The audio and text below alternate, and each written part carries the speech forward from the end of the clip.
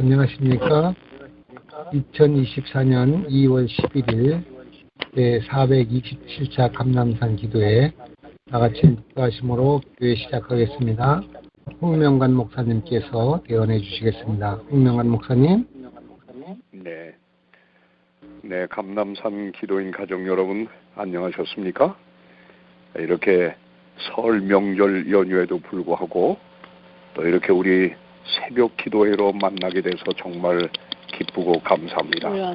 이 한 해 하나님의 넘치는 은혜가 우리 감람산 기도인 가족들 모두에게 충만하게 임하게 되기를 바랍니다. 오늘 이 아침에는 우리 느헤미야 1장 1절로 5절의 말씀을 갖고 부흥의 불씨가 되라, 이런 제목으로 이렇게 함께 하나님의 주시는 말씀을 나누도록 하겠습니다. 느헤미야 1장 1절로 5절 말씀을 먼저 봉독합니다. 하가라의 아들 느헤미야의 말이라. 아닥사스다 왕 제 20년 기스루월에 내가 수산성에 있는데 내 형제들 가운데 하나인 하나니가 두어 사람과 함께 유다에서 내게 이르렀기로 내가 그 사로잡힘을 면하고 남아있는 유다와 예루살렘 사람들의 형편을 물은즉 그들이 내게 이르되 사로잡힘을 면하고 남아있는 자들이 그 지방 거기에서 큰 환난을 당하고 능력을 받으며 예루살렘은 허물어지고 성문들은 불탔다 하는지라. 내가 이 말을 듣고 앉아서 수일 동안 울며 슬퍼하며 하늘의 하나님 앞에 금식하며 기도하여 이르되 하늘의 하나님 여호와 크고 두려우신 하나님이여, 주를 사랑하고 주의 계명을 지키는 자에게 언약을 지키시며 긍휼을 베푸시는 주여 간구하나이다. 여기까지만 읽겠습니다. 구약의 역사를 포함해서 지난 교회의 모든 역사를 돌아볼 때 하나님께서 주도하셨던 부흥의 역사는 언제나 죄가 가장 만연했을 때 일어났다고 하는 사실입니다. 이스라엘의 지도자 모세로 말미암아 일어난 시내산의 부흥도, 엘리야 선자로 말미암아 일어났던 갈멜산의 부흥도, 요나 선자로 말미암아 일어났던 니느웨 성의 부흥도 다 그때는 죄가 가장 만연하던 시기였습니다. 죄악이 관영하고 하나님의 백성들마저 하나님으로부터 멀리 떠나서 죄를 범했던 그런 시기야말로 하나님의 심판이 임박했음을 알리는 시기였음이 분명했습니다. 그러나 동시에 하나님의 은혜와 긍휼하심이 나타나기를 바라면서 회개하며 통회하는 시기가 또한 되기도 했던 것입니다. 그러므로 교회의 영적 도덕적 상태가 어두울 때마다 하나님 백성들 가운데는 언제나 하나님의 거룩하심과 하나님의 은혜가 나타나기를 갈망하면서 회개하며 통회하는 하나님의 사람들, 기도의 사람들이 있었다고 하는 것입니다. 바로 그런 사람들로 인해서 죄에 대한 하나님의 심판은 멈춰지고 하나님의 은혜의 역사로 말미암아 백성들의 식어진 가슴에 열이 가해지는 부흥이 일어났던 것입니다. 사랑하는 여러분, 오늘 우리가 처한 교회 안팎의 현실은 어떻습니까? 어떤 시대보다 세상의 죄악의 잔이 지금 차고 넘치고 있지 않습니까? 교회의 영적, 도덕적 수준은 끝을 모르고 추락하고 있습니다. 이런 범람하는 세속화로 인해서 교인들의 영적 가슴은 식을 대로 식어져 가고 있어요. 정말 영적인 위기가 아닐 수가 없습니다. 그런데도 우리는 이런 암울한 영적 형실을 심각하게 받아들이지 않고 있어요. 지도자든 백성이든 일반입니다. 영적 무감각 속에 살아가고 있는 이 상태입니다. 어찌하면 좋을까요? 자, 그런데 이처럼 영적인 최대 위기에 처해 있는 이 라오디가 교회 형편없는 이 교회를 향한 하나님의 종의 말씀이 우리에게 희망을 주고 있는 것입니다. 여기 엘렌 G 와이트 여사에 주시는 이 말씀, 위벤 헤랄드 1887년 3월 20일자의 말씀 한번 들어오시오. 부흥은 올 것이다. 하나님께서 약속하신 늦은 비는 주어질 것이다. 우리가 기꺼이 중요한 것들의 우선순위를 재정리하고 기꺼이 우리의 가장 크고 긴박한 필요를 깨닫고 이 필요를 충족시키기 위하여 할 수 있는 것들을 우리의 첫 번째 과업으로 삼는다면 이 시대의 재림 성도들은 이 약속 부흥의 성취를 볼 수 있을 것이다. 참으로 믿을 수 없는 희망적인 예언의 말씀이죠. 이 예언의 말씀에 의하면 이처럼 영적인 최대 위기를 맞이한 이 라오디아 교회의 부흥이 틀림없이 올 것이라고 하는 약속입니다. 그 약속된 부흥에 대한 예언이 바로 요한계시록 18장 1절로 4절에 온 세상을 환하게 하는 늦은 비 역사가 꼭 이루어질 것이라고 하는 약속입니다.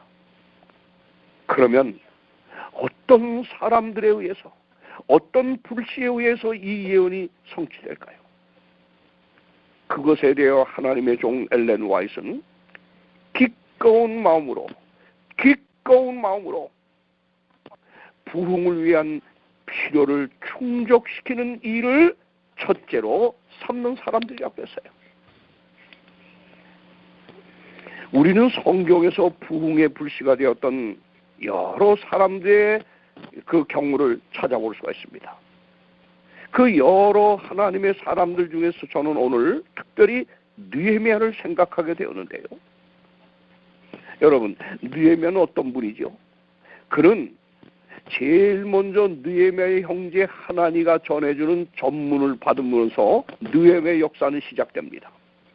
그는 좋은 소식을 전해주지 못하고 이렇게 얘기합니다. 하나니가요, 사로잡힘을 면하고 남은 자가 그 도에서 큰 환난을 당했습니다.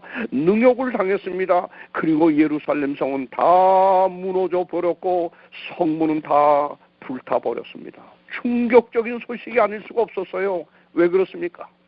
예루살렘에 남아있는 자기 백성이, 남은 자가 큰 환난과 능욕을 당하고 예루살렘 성이 다 무너져 버렸다는 것이었어요. 그런데 이러한 충격적인 소식을 듣게 된 느헤미야가 어떤 반응을 보였습니까? 이것이 부흥의 시작입니다. 본문 4절에서 그의 반응을 이렇게 기록하고 있습니다. 내가 이 말을 듣고 앉아서 수일 동안 슬퍼하며 하늘의 하나님께 기도하며 금식하며 기도하여 가로되. 여러분, 이 짧은 한 문장 속에 5가지 동사가 반복되고 있습니다. 듣고, 울고, 슬퍼하고, 금식하고, 기도하고. 이것은 바로 느헤미야가 이 소식을 듣고 어찌할 줄 몰라 애통해하는 모습을 잘 보여주고 있습니다. 주저앉아 통곡하고 있습니다. 여러 날 동안 슬픔으로 가득 찼다고 성경은 기록하고 있습니다. 그렇습니다, 여러분. 무너진 예루살렘 재건의 시작이야말로 지도자 느헤미야의 슬픈 울음 통곡에서 시작됐다고 하는 사실을 우린 기억해야 합니다. 어떤 시대든지 어떤 어려운 상황에 처하든지 문제 해결은 언제나 그 현실 죄된 상태를 보고 울며 탄식하는 기도하는 자의 그 관심과 정신에 달려 있었다고 하는 것입니다. 사랑하는 성도 여러분, 오늘 우리는 우리의 주변으로부터 어떤 전문을 받고 있습니까? 우리의 교회들로부터, 기관들로부터요, 학교들로부터요, 우리 성도들의 가정으로부터 어떤 소식을 받고 있습니까? 좋은 소식은 전해지는 게 없어요. 온통 무너지고 있다고 하는 소식뿐 아닙니까? 재림 성도들의 가족재단은 이미 무너진 지 오래되었다고 합니다. 재림신앙의 정체성과 원칙들은 무너지고 있다고 야우성입니다. 세속의 물결이 물밀듯 교회로 들어와서 재림신앙의 순수성은 이미 무너진 지 오래되었다고 합니다. 모든 기강들이 무너져 내리고 있어요. 정말 더 이상 전달할 좋은 메시지란 없는 것 같습니다. 자, 오늘 우리는 감남산 기도인 가족들로서 우리의 영적 이런 현실을 한번 냉철하게 한번 진단해 봅시다. 우리 교회 청소년들 한번 보세요. 우리의 사랑하는 자녀들의 영적 상태를 고민해 보셨습니까? 지금 청소년들의 신앙을 무너뜨리는 유혹이 범람하는 시대예요. 범람하는 시대. 우리는 상상을 못해요. 각종 미디어 매체들은 우리 자녀들의 신앙과 정신, 사상, 도덕적 정신 모든 걸 무너뜨리고 있어요. 재림신앙을 지켜나가기가 정말 어려운 시대에 살고 있습니다. 교회가 예배드릴 때 어린 청소년들 보세요. 다 스마트폰 들고. 그래도 아무도 신경을 쓰지 않습니다. 게다가 포스트 모더니즘의 문화 속에서요, 성장한 우리 청소년들은 더 이상 우리처럼 성경의 절대성을 인정하려 하지 않습니다. 다 상대성입니다. 상황윤리가 그들의 사상을 지금 지배하고 있습니다. 우리 청소년들의 신앙이 정말 사정없이 무너져 내리고 있어요. 그러다 보니 청소년들은 세상을 향해 교회를 다 떠나가고 있습니다. 그런가 하면 우리 어른들은 어떻습니까? 세상으로부터 물려 들어오는 물밑는 이런 유혹들로 인해서 힘없이 재림교의 정체성을 다 포기하고 있어요. 세상과 너무 쉽게 지금 타협하고 있어요. 또한 어른들 역시요, 이 인터넷 매체들, 이 스마트폰, TV 앞에서 그리고요, 세상 사업장, 온갖 유혹의 속수무책으로 넘어가고 있습니다. 재림신앙의 성벽들이 사정없이 무너져 내리고 있습니다. 사랑하는 여러분, 이런 때 우리 지금 어떻게 합니까? 저를 포함해서 어떻게 하는 것입니까? 어떻게 해야 우리의 무너진 신앙을 재건하고 오실 주님을 위해 준비할 것입니까? 이유가 없어요. 이유가 없어요. 우리 백성들의 무너져가고 있는 이 영적 상태를 우리도 보고 우리 역시 느헤미야처럼 골방에 들어가 울어야 합니다. 느헤미야처럼 교회 무너지는 신앙을 보면서 가슴을 아파하며 슬퍼해야 합니다. 왜 울어야 합니까? 우리의 영적 현실이 너무도 담담하기 때문이에요. 다시 말해서 운다고 하는 것은 하나님 앞에서 인간의 힘을 포기하는 겁니다. 오직 하나님의 도우시는 역사가 없이는 우리는 희망이 없이 망합니다. 살려주세요. 이게 울음의 고백 아닙니까? 그래서 에스겔 9장에는 예루살렘에 가증한 것을 보고 울며 탄식하는 자의 이마에 인친다고 하지 않았습니까? 그렇습니다. 예수님의 사역에 가장 강력한 힘은요, 타락한 인류를 향한 그의 뜨거운 사랑, 동정의 눈물이 있었다고 하는 겁니다. 사도 바울도 예배소 성도들과 헤어지면서요, 내가 3년이나 밤낮 쉬지 않고 눈물로 각 사람을 훈계하던 것을 기억하라고 사도행전 20장에 말하지 않았습니까? 사도 바울의 사역에도 눈물이 있었기 때문에 그의 사역이 그렇게 강력할 수가 있었던 것입니다. 이 무너져가는 한국교회 현실을 보면서요, 영적 이 현실을 보면서요, 우리 기도인 여러분 정말 눈물로서 기도하는 사람이 됩시다. 우리들의 가슴 깊은 곳으로부터 눈물을 흘릴 수 있는 무너진 신앙 회복의 놀라운 역사, 우리가 그렇게만 한다면 이런 역사가 일어나지 않을까요? 우리가 불씨가 돼야 되지 않을까요? 형식적인 몇 마디 기도가 아닙니다. 가슴을 눈물을 짓는 눈물의 기도. 저도 최근에 와서 이 교회 지도자를 지낸 저도 얼마나 책임감을 느끼며 제가 할 수 있는 일이 없다는 걸 느끼면서 기도밖에는 할 일이 없구나. 연합의 현실, 이런저런 상황들을 보면서 무엇으로 이걸 좀 움직일 수 있을까? 바꿀 수 있을까? 제가 할 일이 오직 눈물로 기도하는 것밖에 없다는 결론에 저도 이르고 있습니다. 울고 난 후 느헤미야가 뭘 했지요? 4절 하단에 딱 한마디입니다. 하늘의 하나님께 금식하며 기도하여 이르되. 여러분, 슬퍼하는 것에 그는 머물지 않았어요. 울고 탄식하고 원망하지 않았어요. 그거로 끝나지 않았어요. 그는 울고 난 후에 능력의 하나님을 향하여 금식하며 기도했다고 하는 것입니다. 하늘의 하나님께 금식하며 기도하여 가로되. 느헤미야는 기도가 역사를 바꾼다고 하는 사실을 아주 확신했어요. 그래서 그는 금식하며 기도합니다. 모든 그의 기도 가운데 금식 기도는 가장 절박한 기도임을 그를 알고 있었습니다. 다시 말하면 그는 형식적인 기도나 의례적인 기도가 아니라 아주 전심으로 기도했다고 하는 것이에요. 자기의 영혼과 마음과 심장을 싣고서 그는 기도했다는 겁니다. 한 번 기도하고 끝난 것이 아닙니다.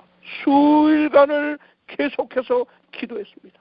그가 바로 예루살렘 부흥 재건의 중건의 불씨였어요. 울며 금식하며 기도했던 느헤미야가 그 정말 절망에 빠진 예루살렘을 일으켜 세우는 부흥의 불씨가 되었던 것입니다.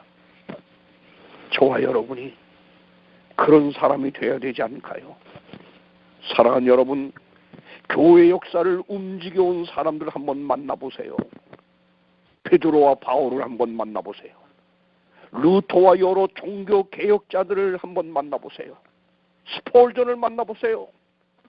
요한 웨슬를 만나보세요. 무디를 만나보세요. 하나님의 종 엘렌 지 와이 여사를 한번 만나보세요. 역사를 움직였던 모든 하나님의 사람들의 공통점이 있습니다. 바로 그들은 교회의 현실을 보며 울면서요, 탄식하며 기도하던 기도의 사람들이었습니다. 이 사람들은 모두 하나같이 이렇게 대답할 것입니다. 여러분, 기도가 모든 일을 가능케 합니다. 기도하십시오. 기도하십시오. 기도하십시오. 부조와 선자 2권 149정은 이렇게 말하고 있습니다. 최대의 결과를 이룩할 수 있는 자는 가장 열렬히 전능하신 자의 팔에 메어 달리는 기도의 사람이다. 우리 모두 이런 정신으로 오늘의 우리의 교회 현실을 바라보면서 2024년 우리 모두 부흥의 불씨가 되고자 하나님 앞에 결심하고 기도, 더 간절히, 더 열렬히 하나님의 능력을 구하는 기도의 사람들이 되기를 바라며 말씀을 마칩니다. 네. 하늘에 계시는 우리를 사랑하시는 하나님 아버지, 이처럼 죄악이 세상에 관영하며 교회마저 영적인 위기에 처한 이때 우리로 기도하는 사람, 깨어 하나님의 은혜를 간구하는 사람들로 살아가게 해주시니 감사합니다. 이 아침 우리 모여 합심하여 드린 모든 기도를 받으신 줄 믿습니다. 아버지여, 우리 모두 이 현실을 바라보며 느헤미야처럼 울며 탄식할 수 있는 마음을 갖게 하시고, 그리고 금식하며 기도하면서 하나님께서 일으킬 부흥을 고대하며 주께 메어 달리는 하나님의 종들이 되게 하여 주시옵소서. 우리 다시 한번 기도의 사람들로서 이 한국교회 부흥을 위한 불씨들이 되게 하여 주시옵소서. 예수님의 이름으로 기도하옵나이다. 아멘.